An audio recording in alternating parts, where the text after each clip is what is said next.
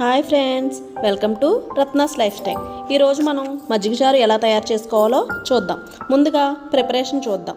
శనికాలంలో ఒక అంగుళం అల్లం ముక్క, ఒక 5 పచ్చిమిర్చి, 1 స్పూన్ జీలకర్ర వేసుకోవాలి. తర్వాత ముందుగా మనం తీసుకున్న పెరుగులో తగినంత ఉప్పు, ఎంతైతే సరిపోద్దో అంత ఉప్పు వేసుకుని పక్కన పెట్టుకోవాలి. ఇప్పుడు శనికాలంలో వేసుకున్న ఇంగ్రీడియంట్స్ ఏవైతే ఉన్నాయో అవి కచ్చాబచ్చాగా దంచుకోవాలి ఫ్రెండ్స్.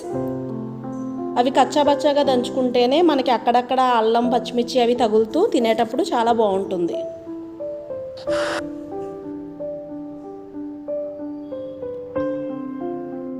ఓకే, ఇది కచ్చాబచ్చగా అయితే కనుక ఇలా దంచుకోవాలి ఫ్రెండ్స్. ఇలా దంచుకున్న తర్వాత పోపు కోసం అయితే కనుక ఒక బాణలి పెట్టుకున్నాను. బాణలి పెట్టుకుని అది వేడయిన తర్వాత 1.5 స్పూన్ ఆయిల్ అయితే కనుక నేను వేసుకున్నాను. అది సరిపోతుంది. తర్వాత తాలింపు కోసం అయితే కనుక ఒక 1/2 స్పూన్ ఆవాలు, ఒక 1/2 స్పూన్ మెంతులు, ఒక 4 ఎండుమిర్చి అయితే కనుక తీసుకున్నాను. ఇవైతే కొంచెం ఆవాలు చిట్పట్లు ఆడే వరకు అయితే కనుక మనం వేయించుకోవాలి. వేయించుకుంటే ఎండుమిర్చి అయితే కనుక కొంచెం కలర్ చేంజ్ అవ్వాలి ఫ్రెండ్స్. పోపు అయితే కనుక చాలా ఇంపార్టెంట్. పోపు మంచిగా వేగితేనే మనకి మంచి ఫ్లేవర్ అనేది యాడ్ అవుతుంది అనమాట. నెక్స్ట్ వచ్చేసి ఇందులో చిన్న టిప్ ఏంటంటే ఫ్రెండ్స్, పెరుగు ఏదైతే ఉందో అది కొంచెం పుల్లగా ఉన్నట్లయితే కనుక మీరు దాంట్లో కొంచెం పంచదార యాడ్ చేసుకోండి. ఒక 1/2 టేబుల్ స్పూన్ పంచదార అయితే యాడ్ చేసుకోండి. అప్పుడు మీకు కొంచెం కమ్మదనం అనేది యాడ్ అవుతుంది. ఇప్పుడు మనం తర్వాత కరివేపాకు వేసుకున్నాము.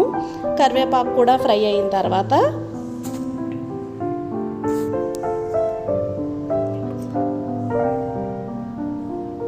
ఏదైతే దంచి పెట్టుకున్నామో ఆ పచ్చిమిర్చి, అల్లం, జీలకర్ర తరుగు అయితే కనుక అందులో వేసుకోండి.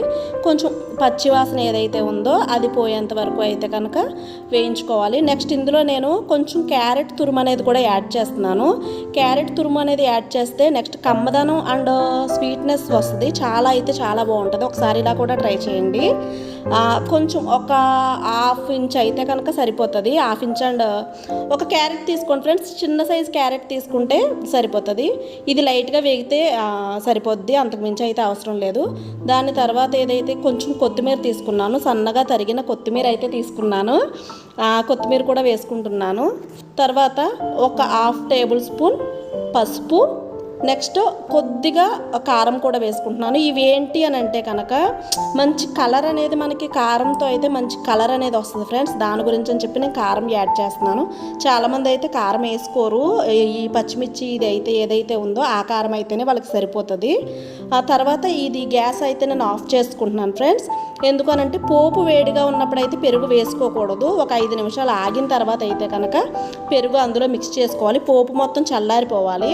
అందుకని చెప్పి నేను పోపు మొత్తం చల్లారిపోయిన తర్వాత పెరుగు అయితే యాడ్ చేసుకున్నాను. తర్వాత ఒక పెద్ద సైజు ఉల్లిపాయ అయితే తీసుకుంటే నేను పెద్ద సైజు ముక్కల్లా కోసుకుని ఆ ఉల్లిపాయ, పచ్చి ఉల్లిపాయ ఏదైతే ఉందో అది కలుపుకుంటున్నాను ఫ్రెండ్స్. ఈ ఉల్లిపాయ అయితే కనుక అస్సలు మిస్ అవ్వద్దు. చాలా బాగుంటుంది తినేటప్పుడు, పంటికి అది తగులుతూ కూడా. ఖచ్చితంగా అయితే కనుక ఈ స్టైల్లో కూడా ఒకసారి పెరుగు చట్నీ అనేది ట్రై చేసి నాకైతే కనుక కామెంట్ చేయండి ఎలా వచ్చింది అనేది. Bye bye.